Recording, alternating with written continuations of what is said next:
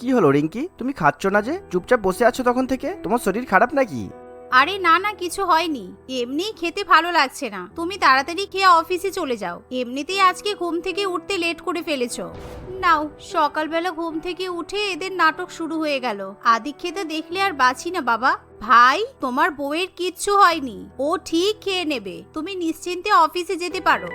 না না বৌদি, রিঙ্কি তো প্রত্যেকদিন আমাদের সঙ্গে বসে ব্রেকফাস্ট খাই, আর আমি যতটা রিঙ্কিকে চিনি সকালবেলা ঘুম থেকে উঠে ওর প্রচন্ড খিদে পাই, ও খিদে সহ্যই করতে পারে না। রিঙ্কি, তুমি সত্যি করে বলো তো কি হয়েছে, তা না হলে কিন্তু আমিও খাবো না, আর আমিও না খেয়ে অফিসে চলে যাব। তুমি কি আমার উপর কোনো রকম ভাবে রাগ করেছো?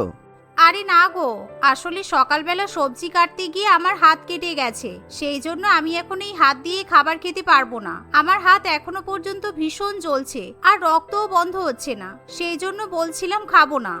শুভম যখন রিঙ্কির কেটে যাওয়া আঙুল থেকে রক্ত ঝরতে দেখে, তখন সে খুবই ব্যতিব্যস্ত হয়ে পড়ে, আর সে তখনই নিজের খাবার ছেড়ে উঠে দাঁড়িয়ে পড়ে। এ বাবা, তোমার তো অনেকটা হাত কেটে গেছে, তুমি আমাকে বলবে তো আগে, তুমি তো অনেকক্ষণ আগে রান্না করেছো, সেই থেকে তোমার আঙুল থেকে রক্ত ঝরছে, এমনিতেই তোমার শরীরে হিমোগ্লোবিন কম আছে। চলো তুমি এখন আমার সাথে ডাক্তারের কাছে চলো। আরে বাবা, এইটুকু হাত কেটেছে বলে তুমি এখন ওকে নিয়ে ডাক্তারের কাছে যাবে? তোমার তো অফিস কামাই হয়ে যাবে, তুমি বেরিয়ে যাও। বাড়িতে ফার্স্ট এড বক্স আছে, আমি রিঙ্কির হাতে ব্যান্ডেজ করে দিচ্ছি। ছোট ছোট বিষয় নিয়ে এতটা বাড়াবাড়ি করা ঠিক নয়, এরকম আমাদের কতবার হাত কেটেছে তার কোনো ঠিক নেই। আর রিঙ্কি, তুমিও নাটক করতে পারো বাবা। তোমার নাটক মনে হচ্ছে বৌদি, রিঙ্কি আর তুমি দুজনে একসাথেই তো রান্নাঘরে রান্না করছিলে, তাই তুমি নিশ্চয়ই আগে থেকে জানো রিঙ্কির হাত কেটে গেছে। আমার বউয়ের প্রতি তোমার যদি এতই কেয়ার থাকতো, তাহলে তুমি তো আগেই ওর হাতটা ব্যান্ডেজ করে দিতে। চলো রিঙ্কি। এই বলে শুভম রিঙ্কিকে নিয়ে ডাক্তারের কাছে চলে যায়। ছোট জায়ের প্রতি দেওরের এরকম ভালোবাসা দেখে চুমকি একেবারে তেলে বেগুনে জ্বলে ওঠে, আর সে মনে মনে পুরানো কথা ভাবতে ভাবতে ভাবুক হয়ে পড়ে। বাবারে বাবা, শুভম তো রিঙ্কিকে কত ভালোবাসে, আর এদিকে আমি জ্বলে পুড়ে মরে গেলেও আমার বরের কিছুই যায় আসে না। আমার সামান্য কেয়ারটুকু করার মতো সময়ও ওর হাতে নেই। আসলে কয়েক মাস আগে রান্না করতে গিয়ে চুমকির হাত অনেকটা পুড়ে যায়, আর সে জ্বালা যন্ত্রণায় একেবারে ছটফট করতে শুরু করে।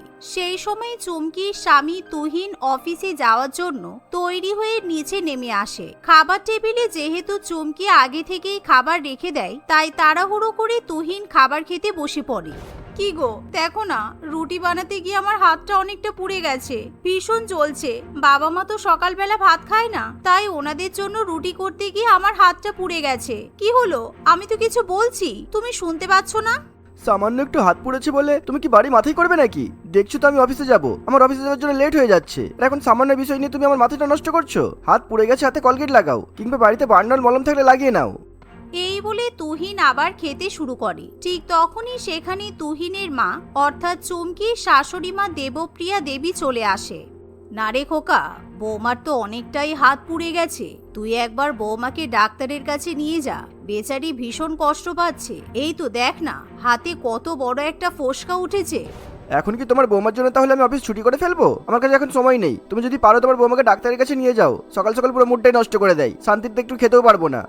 এই বলে তুহিন উল্টো রাগ দেখিয়ে অফিসের জন্য বেরিয়ে যায়। তুহিনের এরকম ব্যবহার দেখিয়ে চুমকি ভীষণই কাঁদতে থাকে। তার হাত পুড়ে যাওয়ার ফলে সে যত না বেশি কষ্ট পায়, স্বামীর ওরকম বাজে ব্যবহারে তার মনে আরো বেশি কষ্ট হয়। কিন্তু আজকে যখন নিজের দেওরকে রিঙ্কির প্রতি যত্ন নিতে দেখে চুমকি রাগে একেবারে জ্বলে ওঠে, মনে মনে তার ভীষণই হিংসা হয়। এভাবেই সময় কাটতে থাকে, কিন্তু তুহিন এখন তার বউকে মোটেও পাত্তা দেয় না।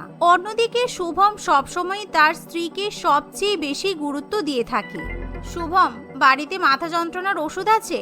দেখো না, আমার ভীষণ মাথা যন্ত্রণা করছে, আমি কিছুতেই বিছানা থেকে উঠতেই পারছি না। তোমার তো সাইনাসের প্রবলেম আছে, সেই জন্যই মাঝে মধ্যে তোমার এরকম হয়, কিন্তু বারবার এরকম মাথা যন্ত্রণার ওষুধ খাওয়া কিন্তু একদম ভালো নয়। তুমি শুয়ে থাকো, আমি ভালো করে তোমার মাথাটা টিপে দিচ্ছি, তোমার মাথায় তেল দিয়ে ভালো করে ম্যাসেজ করে দিচ্ছি, দেখবে তোমার মাথা যন্ত্রণা ঠিক হয়ে যাবে। এই বলে শুভম তার বউয়ের মাথা মালিশ করে দিতে শুরু করে, আর ঠিক তখনই তাদের ঘরের জানালায় দাঁড়িয়ে চুমকি সেই দৃশ্য দেখতে পায়। ওরে বাবারে, আমার দেওর তো পুরোপুরি বউয়ের গোলাম হয়ে গেছে দেখছি, আজকে আবার বউয়ের মাথা টিপে দেওয়া হচ্ছে। উফ, ঢং দেখলে আর বাঁচি না গো বাবা, বউ বউ করে একেবারে পাগল হয়ে গেল। আরে রিঙ্কিটাও তো ভীষণই ঢঙি, কিভাবে বরের ভালোবাসা পেতে হয় সেটার উপরে মনে হয় কোনো কোর্স করেই এসেছে। দাঁড়াও, এখনই দেখাচ্ছি মজা। এই বলে চমকি তখনই তার দেওর এবং ছোট জায়ের ঘরের মধ্যে ঢুকে পড়ে। কি হলো, তোমরা কি আজকে ঘরের বাইরে বেরোবে না বলে ঠিক করেছো? রিঙ্কি, রান্নাঘরে কত কাজ আছে, তুমি সকাল থেকে একবারও তো রান্নাঘরে গেলে না। বর বাড়িতে আছে বলে কি বরকে 1 সেকেন্ডের জন্য তুমি ছাড়তে পারবে না? কই, আমার বড় তো বাড়িতে আছে, আমি তো ফেভিকলের মতো আমার বরের সঙ্গে সবসময় চিপকে নেই। হ্যাঁ দিদি, এই তো চলো যাচ্ছি। শুভম থাক, আমি এখন ঠিক আছি, আমার মাথা যন্ত্রণা কমে গেছে। আসলে বৌদি, রিঙ্কি তো সাইনাসের প্রবলেম আছে, তাই জন্য ওর ভীষণ মাথা যন্ত্রণা করছে। সেই জন্য আমি একটু ভালো করে ওর মাথাটা মালিশ করে দিচ্ছি। ওর একটু মাথা যন্ত্রণা কমুক, তারপর না হয় ও রান্নাঘরে যাবে। প্রত্যেক দিনই তোমার বউয়ের কিছু না কিছু হয়, আর তোমাকে দেখলে তোমার বউ তো একেবারে হাসপাতালের রোগী হয়ে যায়। ঠিক আছে রিঙ্কি, তুমি শুয়ে থাকো। তবে শুভম, তোমাকে এখনই একটু মুদি দোকানে যেতে হবে, সর্ষের তেল শেষ হয়ে গেছে, আমি রান্না করতে পারছি না। শুভম, যাও তুমি তেলটা এনে দাও, অনেক বেলা হয়ে গেছে। এমনিতেই দিদি আজকে একা একা রান্না বান্না করছে, তাই মনে হয় দিদির মাথা গরম হয়ে আছে। এমন কথা শুনে শুভম বাধ্য হয়ে তেল আনতে চলে যায়। যা দেখে চুমকি মনে মনে খুবই খুশি হয়ে রান্নাঘরে যায়। কিন্তু চুমকির পিছু পিছু রিঙ্কিও রান্নাঘরে গিয়ে পৌঁছায়। আর তখনই রিঙ্কি রান্নাঘরে 2 লিটার সর্ষের তেলের বোতল দেখতে পায়, যা দেখে রিঙ্কি খুবই অবাক হয়। দিদি, এই তো রান্নাঘরে এখনো 2 লিটার সর্ষের তেল আছে, তবুও তুমি শুভমকে তেল আনতে দোকানে পাঠালে যে? এমন কথা শুনে চুমকি একটু ঘাবড়ে যায়, তাই সে নিজেকে বাঁচানোর জন্য মিথ্যা কথা বলতে শুরু করে। এ বাবা, দেখেছো, আমি একদমই খেয়াল করিনি। আসলে গরমের মধ্যে সকাল থেকে একা একা কাজ করছি তো, কোন দিক সামলাবো বলো তো? তুমি রান্নাঘরে থাকলে কোথায় কি আছে একটু দেখে শুনে দিতে পারতে। যাক, শুভম যখন তেল আনতে গেছে নিয়ে আসুক না, অসুবিধা কি?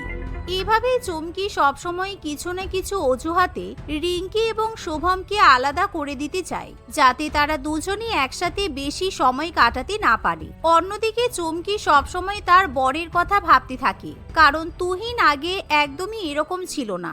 বিয়ের পরপর তুহিন তার বউকে খুবই ভালোবাসতো এবং কেয়ার করত, কিন্তু সময়ের সাথে সাথে তুহিন কাজে ভীষণই ব্যস্ত হয়ে পড়ে, আর এখন সে চুমকির দিকে ফিরেও তাকায় না। একদিন শুভম অফিস থেকে ফেরার সময় রিঙ্কির জন্য গোলাপ ফুলের তোড়া কিনে নিয়ে আসে, কারণ রিঙ্কি গোলাপ ফুল খুবই পছন্দ করে। কিন্তু শুভম ভুলবশত সেই গোলাপ ফুল ডাইনিং টেবিলের উপর রেখেই নিজের ঘরে চলে যায়। বাবা, আজকে আবার বউয়ের প্রতি একেবারে ভালোবাসা উতলে উঠেছে মনে হচ্ছে। বউয়ের জন্য এত বড় একটা ফুলের বুকে নিয়ে এসেছে। কত দিন হয়ে গেছে, আমার বর আমাকে কবে লাস্ট একটা গোলাপ ফুল দিয়েছে আমার তো মনেই পড়ে না। উপরওয়ালা যত সুখ আমার ছোট জায়ের কপালেই লিখেছে। এই বলে চমকি ইচ্ছাকৃতভাবে গোলাপ ফুলের বুকের উপর মাছের ঝোল ফেলে দেয়, এতে করে ফুলগুলো একেবারে নষ্ট হয়ে যায়। ঠিক তখনই শুভম গোলাপ ফুল নিতে সেখানে আসে।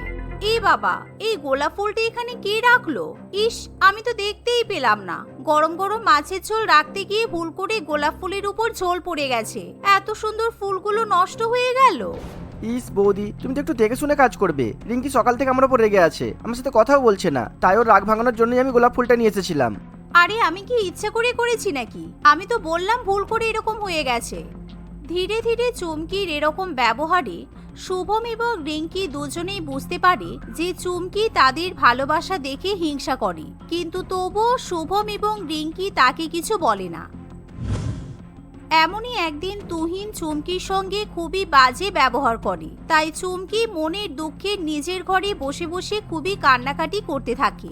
আমার আর ভালো লাগে না। বিয়ের পর প্রথম প্রথম আমার বর আমাকে কত ভালোবাসতো, কিন্তু এখন তুহিন আমাকে একটুও সময় দেয় না। আর ওদিকে শুভম ওর বউকে কত ভালোবাসে, যে কোনো ছোট ছোট বিষয়ের দিকে শুভম কতটা লক্ষ্য করে। ওদের ভালোবাসা দেখে আমার খুব হিংসা হয়। জানি না উপরওয়ালা আমার কপালে কেন স্বামীর ভালোবাসা লেখেনি। ঠিক এমন সময় সেখানে শুভম এবং রিঙ্কি চলে আসে। তাদেরকে দেখে চুমকি একটু ঘাবড়ে যায়। দিদি, তুমি এভাবে কাঁদবে না, আমরা জানি তোমার মনে অনেক কষ্ট আছে। আমরা এতদিন বুঝতে পারতাম না তুমি কেন আমাদের দুজনের ভালোবাসা দেখে হিংসা করো, কিন্তু আজকে আমরা সবই বুঝতে পারলাম। দাদার কিন্তু এরকম করে একদমই উচিত হচ্ছে না। আমিও আজকাল লক্ষ্য করছি দাদা বৌদির দিকে একটুও খেয়াল করে না, কিন্তু বিয়ের প্রথম প্রথম তো দাদা বৌদিকে খুব ভালোবাসতো। আমি তো দাদাকে দেখেই শিখেছি বউকে কিভাবে ভালোবাসতে হয়, কিন্তু আজকে আমার দাদা পুরোপুরি তো বদলে গেছে। এমন কথা শুনে চুমকি আরো বেশি কাঁদতে শুরু করে। ঠিক তখনই শুভম এবং রিঙ্কি চুমকিকে ভালো একটা আইডিয়া দেয়। পরের দিন হঠাৎ করে চুমকি তুহিনকে একটা চিঠি লিখে দিয়ে বাড়ি থেকে চলে যায়। অফিস থেকে ফিরে এসে তুহিন চুমকিকে দেখতে না পেয়ে খুবই অবাক হয়। অনেক খোঁজাখুঁজি করার পর তুহিন চুমকিকে কিছুতেই কোথাও খুঁজে পায় না। শেষ পর্যন্ত বেডরুমে গিয়ে তুহিন চুমকির সেই চিঠিটা খুঁজে পায়। সেই চিঠিটা পড়ে তুহিন চুমকির মনের কষ্ট বুঝতে পারে। আমি তোমাকে ছেড়ে সারা জীবনের মতো চলে যাচ্ছি তুহিন, কারণ এখন আর তোমার জীবনে আমার কোনো গুরুত্ব নেই। আমি কখনোই তোমার কাছে দামি দামি উপহার, সোনা গহনা কিছুই চাইনি। সর্বদাই একটু সময় আর ভালোবাসা চেয়েছি, কিন্তু কখনোই তোমার কাছ থেকে সেটা আমি পাইনি। আমি আগের তুহিনকে খুব মিস করি, যে আমাকে সবসময় ভালোবাসতো, আমার কেয়ার করত। আমি অনেক কষ্ট সহ্য করেছি, আমি বাড়ি ছাড়তে বাধ্য হলাম। তুমি ভালো থেকো, আশা করছি আমি না থাকলে তুমি খুব সুখেই থাকবে। সেই চিঠিটা পড়ে তুহিন নিজের ভুল বুঝতে পারে, কারণ সত্যিই তুহিন এখন অফিসের কাজের চাপে কয়েক মাস ধরে চুমকিকে একদমই সময় দিতে পারেনি। তাই তখনই তুহিন পাগলের মতো চুমকিকে খুঁজতে শুরু করে, কিন্তু চুমকি বাপের বাড়িতে থাকে না। সে 1 মাসের জন্য তার এক মাসির বাড়িতে থাকতে চলে যায়। তাই তুহিন চুমকির সন্ধান পায় না। দেখতে দেখতে এভাবে 1 মাস কেটে যায়। এর মধ্যে তুহিন একেবারে তার বউয়ের জন্য পাগল হয়ে যায়। এখন তুহিন খুব ভালো মতোই বুঝতে পারে সে চুমকিকে কতটা ভালোবাসে। দাদা, তুমি আর এইভাবে কান্নাকাটি করো না। বৌদি কোথায় আছে আমরা জানি, আর বৌদি এরকম আমাদের কথাতেই করেছে, আর এরকম করা দরকার ছিল। তা না হলে তুমি কখনোই নিজের ভুল বুঝতে পারতে না। মেয়েরা বেশি কিছু চায় না দাদা, মেয়েদেরকে একটু ভালোবেসে বুকে আগলে রাখলেই ওরা নিজেকে খুব ভাগ্যবতী বলে মনে করে। সেদিনই শুভম এবং রিঙ্কি তুহিনকে চুমকির কাছে নিয়ে যায়। আমাকে ক্ষমা করে দাও চুমকি, আমি অজান্তেই তোমাকে অনেক কষ্ট দিয়ে ফেলেছি। আমি আর কখনো এরকম করবো না। তুমি দয়া করে আমাকে ছেড়ে কখনো যাবে না। তোমাকে ছেড়ে আমি বাঁচতে পারবো না। তুহিনের কথা শুনে চুমকি খুবই খুশি হয়। সেদিন থেকে তুহিন আবার আগের মতো তার বউকে ভালোবাসতে শুরু করে, নিজের বউকে গুরুত্ব দিতে শুরু করে। তাই এখন আর চুমকি তার দেওর এবং ছোট জায়ের ভালোবাসা দেখে হিংসা করে না। জয়িতা তার 2 ছেলে মেয়ে প্রতাপ ও মোহনার সঙ্গে বাস করে। তার স্বামী অনেক বছর আগেই মারা যায়। তখন থেকে জয়িতা একাই বাবা ও মা হয়ে 2 ছেলে মেয়েকে মানুষ করছে। জয়িতা একটি প্রাইভেট সেক্টরে সফটওয়্যার ডেভেলপারের কাজ করে। মাত্রা ছাড়া টেম্পারেচারের জন্য জয়িতা অতিষ্ঠ হয়ে উঠেছিল। তার উপরে বাজারের মূল্যবৃদ্ধি নিয়ে জয়িতা খুব চিন্তায় থাকত। একদিন জয়িতা দেখে যে তার ছেলে প্রতাপ তার রুমের এসি, পাখা ও টিভি চালিয়ে শুয়ে আছে, কিন্তু শুয়ে শুয়ে টিভি না দেখে সে মোবাইল ফোন ঘাঁটছিল। তাই দেখে জয়িতা খুব রেগে যায়। কি রে লাট সাহেবের নাতি, কি পেয়েছিস কি তুই? এসি পাখা দুটোই চালিয়ে শুয়ে আছিস? তোর কত গরম লাগছে? সূর্য মামা তোর উপরেই যত আগুন ঢালছে নাকি? আর টিভি চালিয়ে এদিকে ফোন ঘাঁটছিস? যে কোনো একটা কর না। হ্যাঁ মা, কত গরম পড়েছে বলো তো। এই গরমে এসি পাখা চালাবো না তো কখন চালাবো? শীতকালে? চুপ কর। এবারে ইলেকট্রিক বিল কত এসেছে দেখেছিস? 15,000 টাকা। কে দেবে এত টাকা? তুই দিবি? বল। বন্ধ কর, বন্ধ কর সব, শুধু পাখাটা চলুক। উফ, কানের কাছে চেয়েছিও না তো।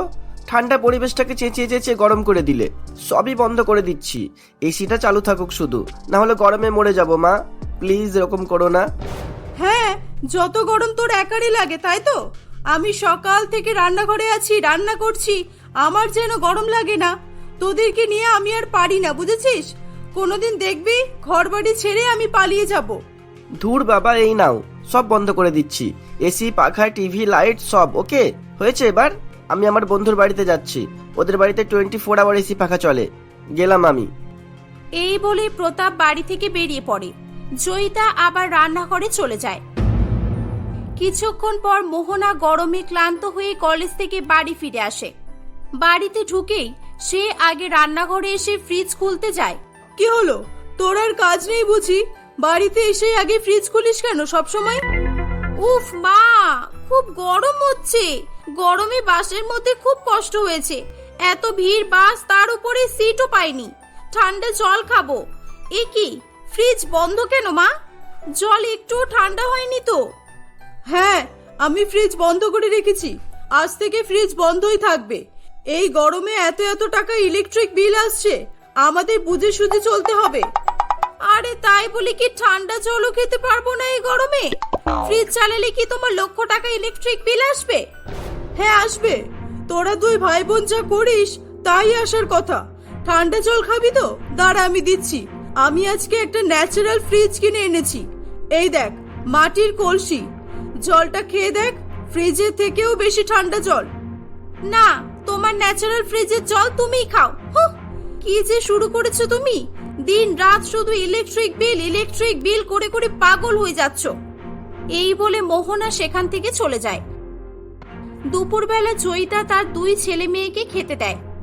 এ কি, লাইট বন্ধ কেন? ঘর তো একদম অন্ধকার লাগছে। কারেন্ট নেই নাকি? না, কারেন্ট আছে। আমি ইচ্ছে করে লাইট বন্ধ করে রেখেছি। লাইটগুলো কি দিনের বেলা জ্বালানোর জিনিস? দিনের বেলা এত আলোয় তোরা চোখে টের পাচ্ছিস না? অন্ধ হয়ে গেছিস নাকি এই বয়সে? দিনের বেলা কোনো লাইট জ্বলবে না আর। আচ্ছা বাবা, ঠিক আছে, সে না হয় লাইট অন করলাম না, কিন্তু ফ্যানটা বন্ধ করে রেখেছো কেন? এই ভাই, ফ্যানটা চালাতো। না না, খাওয়ার সময় কেউ ফ্যান চালায় নাকি? খাবার ঠান্ডা হয়ে গেলে একটুও মজা লাগবে না। খাবার গরম গরম খেতেই তো ভালো লাগে। আচ্ছা বাবা, ঠিক আছে মা, মাফ করো।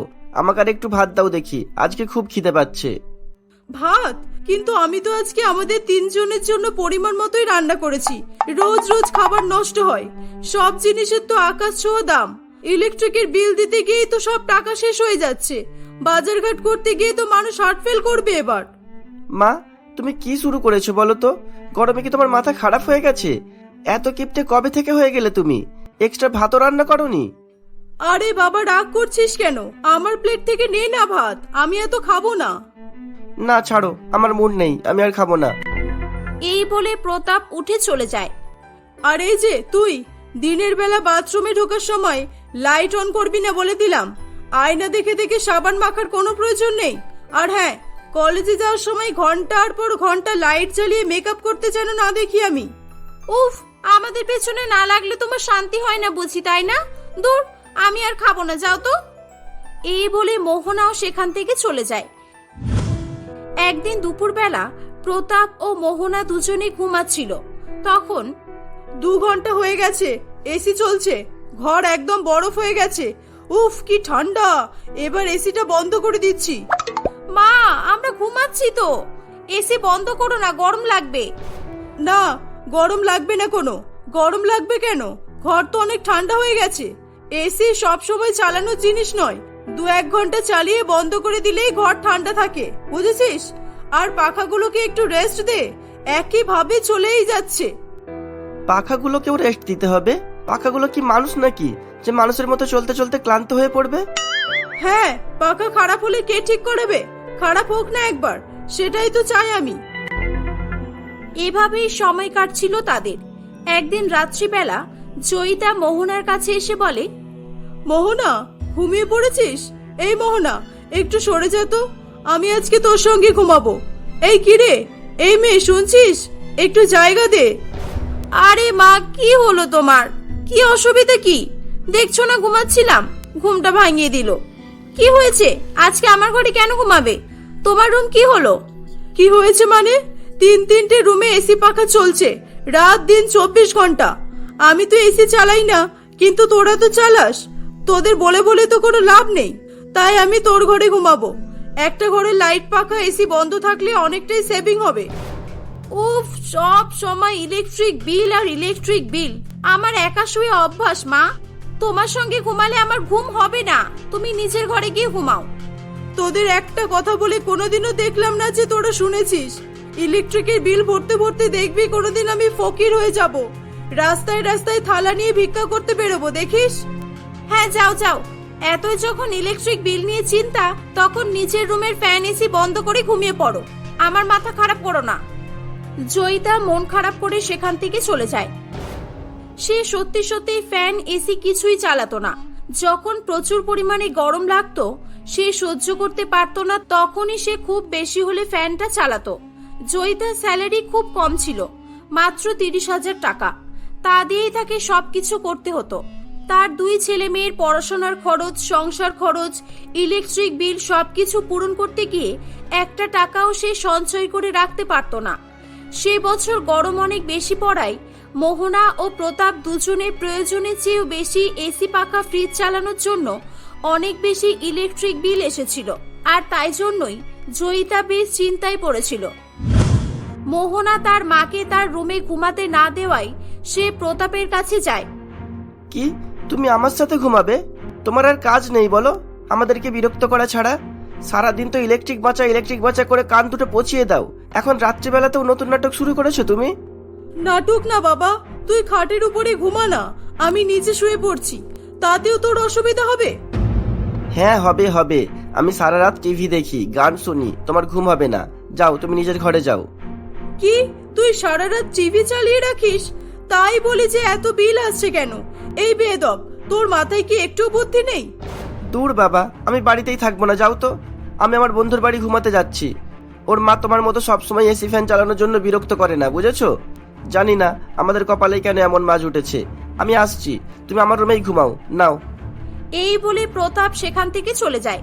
জয়িতার খুব খারাপ লাগে, তার চোখে জল চলে আসে। তার স্বামীর কথা তার খুব মনে পড়ে।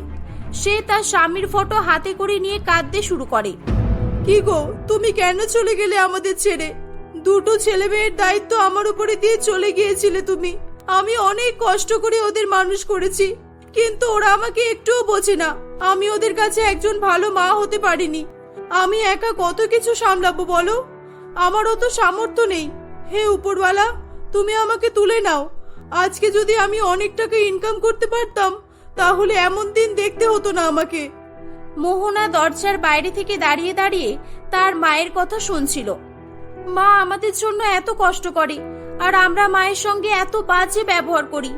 বাবা চলে যাওয়ার পর থেকে আমরা কোনোদিনও বাবার অভাব বুঝতে পারিনি। যখন যা চেয়েছি মা সব ইচ্ছা পূরণ করেছে, আর আমরা মাকে একটু বুঝলাম না। মোহনা প্রতাপকে ফোন করে বাড়িতে ডাকে। প্রতাপকে মোহনা ব্যাপারটা বুঝিয়ে বললে সেও খুব কষ্ট পায়। তারা দুজনে তার মায়ের কাছে এসে বলে, ও মা, তুমি কাঁদছো কেন? সরি মা, ভুল হয়ে গেছে, ক্ষমা করো প্লিজ। আমি এত বড় হয়ে গেলাম, এখনো পর্যন্ত কিভাবে একটা টাকা ইনকাম করতে হয় সেটাই তো জানলাম না, শুধু অপচয় করতেই শিখেছি। ও মা, আর কেঁদো না তুমি, প্লিজ কেঁদো না। হ্যাঁ মা, আমরা দুই ভাই বোন যখন চাকরি পেয়ে যাব, দেখবে তোমার আর কোনো কষ্ট হবে না। আজ থেকে আমরা তিনজনে হল রুমে ঘুমাবো, আর দিনের বেলাতেও হল রুমেই থাকবো। তাহলে আর বেশি ইলেকট্রিক বিল আসবে না। না, তোদেরকে কিচ্ছু করতে হবে না। আমি আর কখনোই তোদের কিছু বলবো না। যতদিন তোদের মা বেঁচে আছে তোদের কোনো কষ্ট করতেই হবে না। যা গিয়ে ঘুমিয়ে পড়। মা এমন করো না প্লিজ, আর করবো না বললাম তো। মাটির কলসির জল খাবো আমি, আর ফ্রিজও চালাবো না। এবার হবে তো? আর প্রতাপ, তুই এক কাজ করবি তো, কালকে শাকসবজির কিছু বীজ কিনে আনবি। আমরা আমাদের বাগানে শাকসবজি চাষ করব। মা সব সময় বলে শাকসবজির অনেক দাম বেড়ে গেছে। এই গরম আর বাজারের মূল্য বৃদ্ধি মায়ের মাথাটা নষ্ট করে দিয়েছে। মোহনা ও প্রতাপ এভাবেই তার মায়ের রাগ ভাঙিয়ে দেয়। জয়িতা খুব খুশি হয় যে তার ছেলে মেয়েরা তাকে বুঝতে পেরেছে। তারা শুধু ইলেকট্রিক নয়, কোনো জিনিসেরই অপচয় করত না। এভাবেই সবাই হাসি খুশি বসবাস করতে থাকে।